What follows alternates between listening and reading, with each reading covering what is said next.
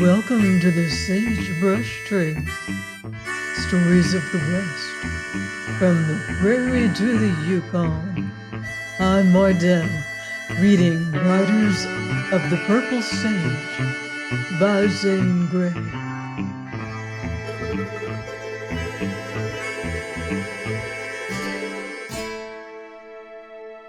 Chapter 14, West Wind. When the storm abated, Venters sought his own cave, and late in the night, as his blood cooled, and the stir and throb and thrill subsided, he fell asleep. With the breaking of dawn, his eyes unclosed. The valley lay drenched and bathed, a burnished oval of glittering green. The rain-washed walls glistened in the morning light. Waterfalls of many forms poured over the rims. One, a broad, lacy sheet, thin as smoke, slid over the western notch and struck a ledge in its downward fall, to bound into broader leap, to burst far below into white and gold and rosy mist. Venters prepared for the day, knowing himself a different man. "It's a glorious morning," said Bess in greeting. "Yes, after the storm, the west wind," he replied. "Last night, was I very much of a baby?" she asked, watching him. "Pretty much." "Oh, I couldn't help it." "I'm glad you were afraid." "Why?" she asked in slow surprise. "I'll tell you some day," he answered soberly. Then around the campfire and through the morning meal he was silent. Afterward he strolled thoughtfully off alone along the terrace. He climbed a great yellow rock, raising its crest among the spruces, and there he sat down to face the valley and the west. "I love her." Aloud he spoke, unburdened his heart, confessed his secret. For an instant the golden valley swam before his eyes, and the walls waved, and all about him whirled with tumult within. "I love her." "I understand now."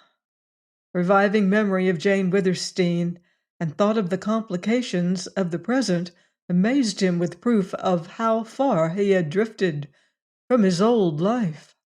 He discovered that he hated to take up the broken threads, to delve into dark problems and difficulties.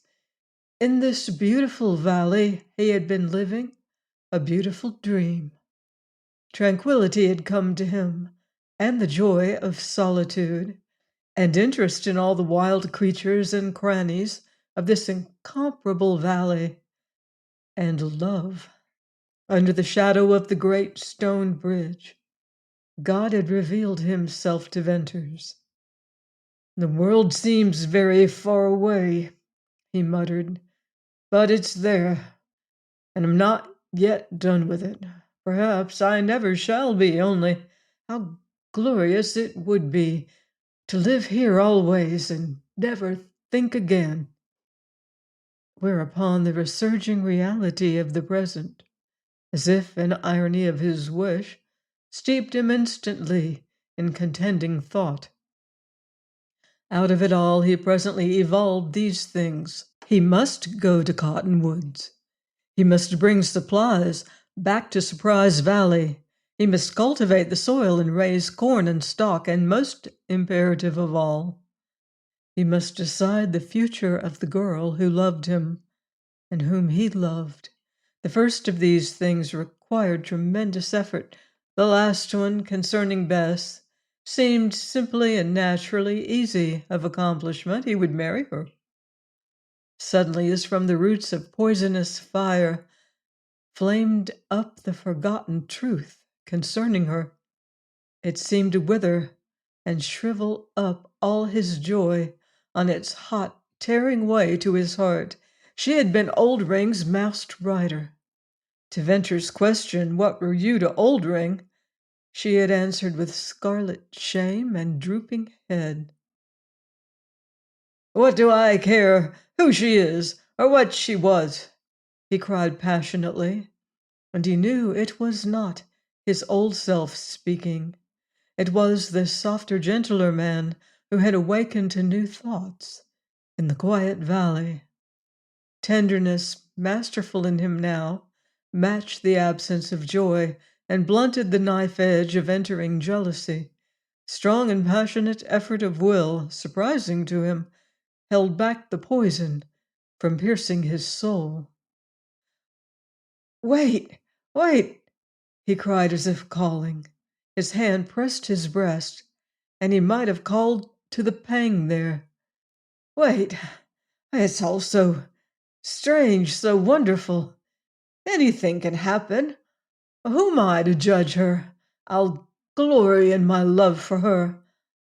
But I can't tell it, can't give up to it." Certainly he could not then decide her future. Marrying her was impossible in Surprise Valley and in any village south of Sterling. Even without the mask she had once worn, she would easily have been recognized as Old Ring's rider. No man who had ever seen her would forget her, regardless of his ignorance as to her sex. Then, more poignant than all other argument, was the fact that he did not want to take her away from Surprise Valley. He resisted all thought of that. He had brought her to the most beautiful and wildest place of the uplands. He had saved her, nursed her back to strength, watched her bloom as one of the valley lilies. He knew her life there to be pure and sweet. She belonged to him, and he loved her. Still, these were not all the reasons why he did not want to take her away. Where could they go? He feared the rustlers, he feared the riders, he feared the Mormons. And if he should ever succeed in getting Bess safely away from these immediate perils, he feared the sharp eyes of women and their tongues, the big outside world with its problems of existence. He must wait to decide her future, which after all was deciding his own. But between her future and his, something hung impending, like balancing rock which waited darkly over the steep gorge, ready to close forever the outlet to Deception Pass. That nameless thing, as certain yet intangible as fate, must fall and close forever all doubts and fears of the future. "I've dreamed," muttered Venters as he rose. "Well, why not? To dream is happiness. But let me just once see this clearly, wholly. Then I can go on dreaming till the thing falls. I've got to tell Jane Withersteen. I've dangerous trips to take. I've work here to make comfort for this girl. She's mine. I'll fight to keep her safe from that old life. I've already seen her forget it. I love her. And if a beast ever rises in me, I'll burn my hand off before I lay it on her with shameful intent. And by God, sooner or later, I'll kill the man who hid her and kept her in Deception Pass." As he spoke, the west wind softly blew in his face. It seemed to soothe his passion. That west wind was fresh, cool, fragrant, and it carried a sweet, strange burden of far-off things, tidings of life in other climes, of sunshine asleep on other walls, of other places where reigned peace.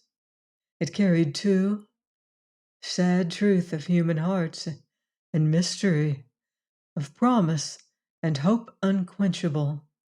Surprise Valley was only a little niche in the wide world whence blew that burdened wind.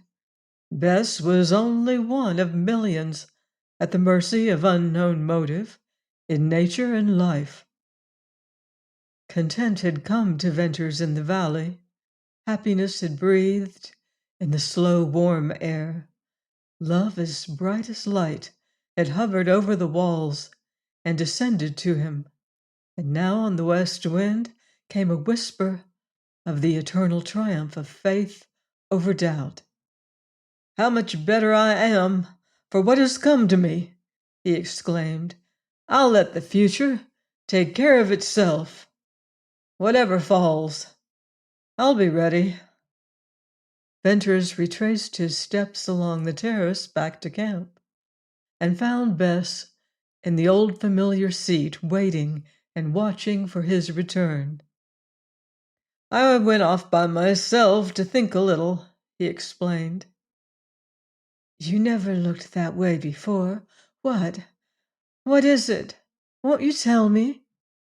"Well, Bess, the fact is, I've been dreaming a lot. This valley makes a fellow dream, so I forced myself to think. We can't live this way much longer.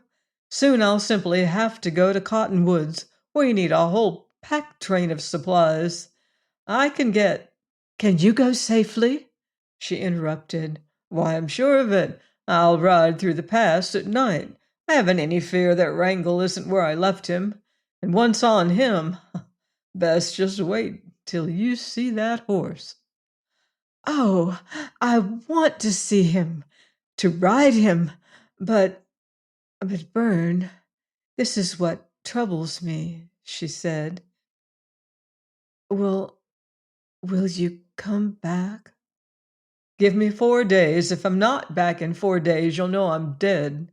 For that only, she'll keep me." "Oh." "Bess, I'll come back. There's danger. I wouldn't lie to you, but I can take care of myself." "Bern, I'm sure. Oh, I'm sure of it. All my life I've watched hunted men. I can tell what's in them. And I believe you can ride and shoot and see with any rider of the sage. It's not that I fear." "Well, what is it then?" "Why? Oh, why should you come back at all?" "I couldn't leave you here alone."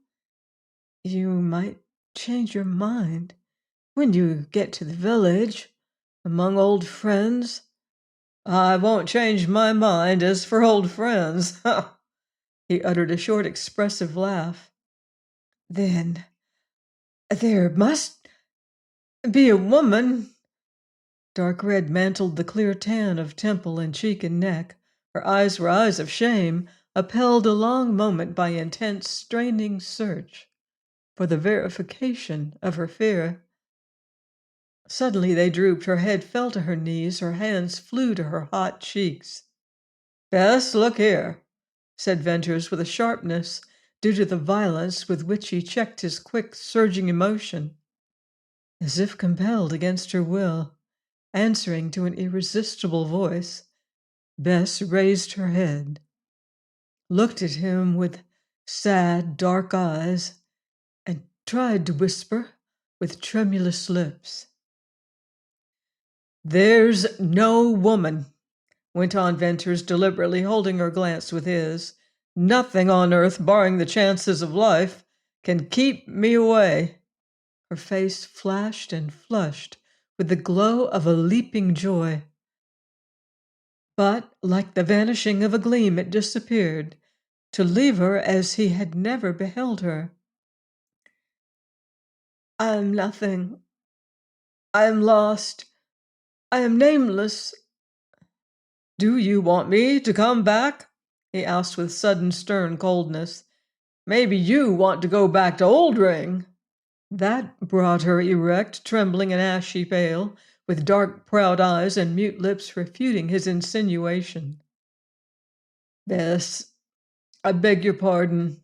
I shouldn't have said that, but you angered me. I intend to work, make a home for you here, to be a brother to you as long as ever you need me, and you must forget what you were, I mean, and be happy. When you remember that old life, you were bitter, and it hurts me."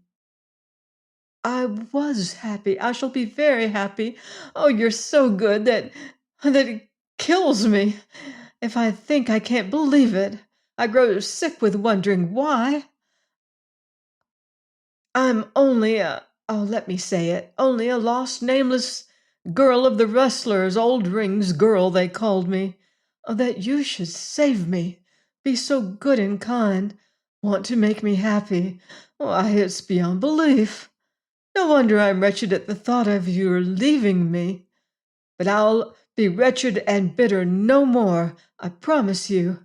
If only I could repay you, even a little.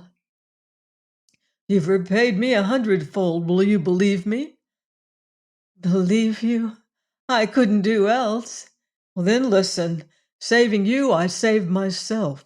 Living here in this valley with you, I've found myself. I've learned to think while I was dreaming. I never troubled myself about God, but God or some wonderful spirit has whispered to me here. I absolutely deny the truth of what you say about yourself. I can't explain it. There are things too deep to tell. Whatever terrible wrongs you've suffered, God holds you blameless. I see that. Feel that in you every moment you are near me. I've a mother and a sister way back in Illinois, and if I could, I'd take you to them tomorrow. If it were true, oh, I might I might lift my head, she cried. Lift it then, you child, for I swear it's true. She did lift her head, with a singular wild grace, always a part of her actions, with that old unconscious imitation of innocence, which always tortured Venters, but now with something more, a spirit rising from the depths that linked itself to his brave words. I've been thinking, too, she cried with quivering smile and swelling breast. I've discovered myself, too. I'm young, I'm alive, I'm so full. Oh, I'm a woman. Bess, I believe I can claim credit of that last discovery before you, Venters said and laughed. Oh, there's more. There's something I must tell you. Tell it then. When will you go to Cottonwoods? As soon as the storms are past, or the worst of them. I'll tell you before you go. I can't now. I don't know how I shall then, but it must be told. I'd never let you leave me without knowing, for in spite of what you say, there's a chance you mightn't come back. Day after day, the west wind blew across the valley. Day after day, the clouds clustered gray and purple and black. The cliffs sang and the caves rang with Oldring's knell, and the lightning flashed and the thunder rolled. The echoes crashed and crashed, and the rains flooded the valley. Wildflowers sprang up everywhere, swaying with the lengthening grass on the terraces, smiling wanly from shady nooks, peeping wondrously from year-dry crevices of the walls. The valley bloomed into a paradise. Every single moment, from the breaking of the gold bar, through the bridge at dawn, on to the reddening of rays over the western wall, was one of colorful change. The valley swam in thick transparent haze, golden at dawn, warm and white at noon, purple in the twilight. At the end of every storm, a rainbow curved down into the leaf-bright forest, to shine and fade and leave lingeringly some faint essence of its rosy iris in the air. Venters walked with Bess once more in a dream, and watched the lights change on the walls, and faced the wind from out of the west. Always it brought softly to him strange, sweet tidings of far-off things. It blew from a place that was old, and whispered of youth. It blew down the grooves of time.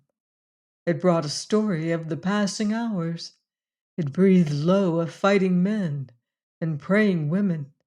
It sang clearly the song of love. That ever was the burden of its tidings.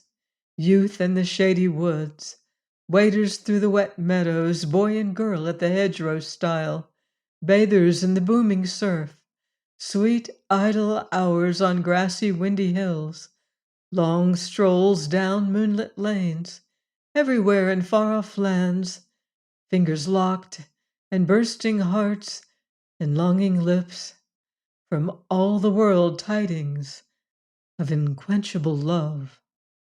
Often in these hours of dreams he watched the girl and asked himself, of what was she dreaming? For the changing light of the valley reflected its gleam and its color and its meaning in the changing light of her eyes. He saw in them infinitely more than he saw in his dreams.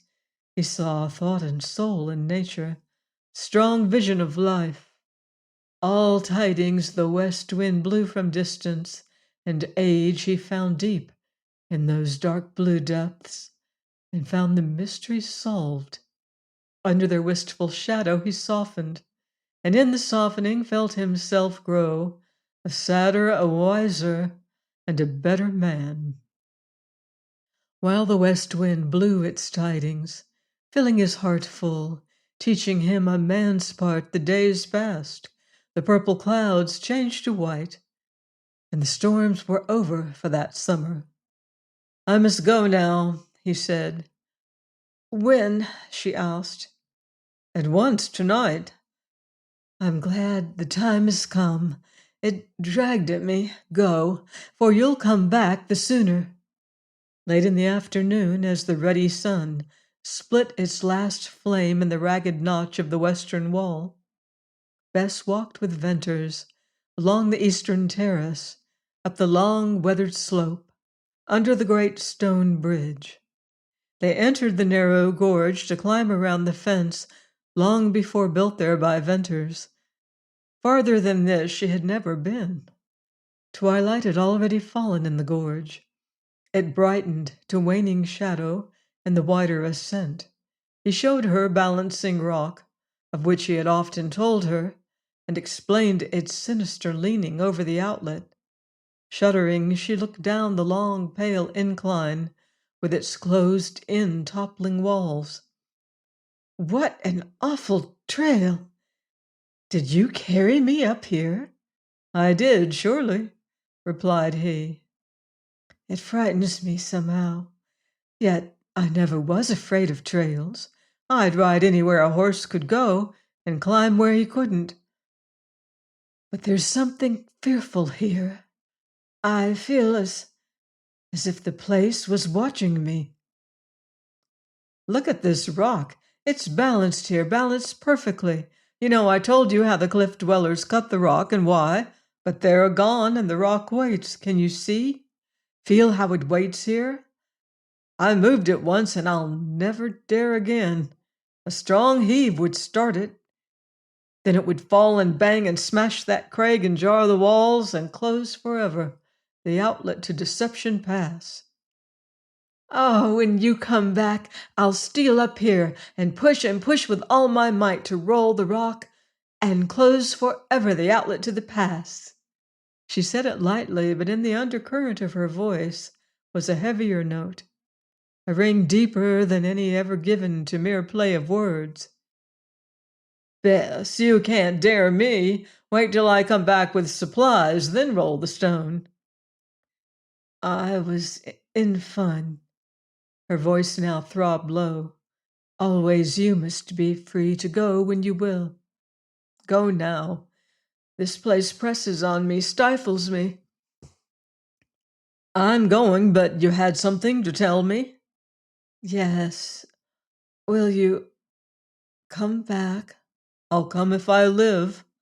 But you mightn't come.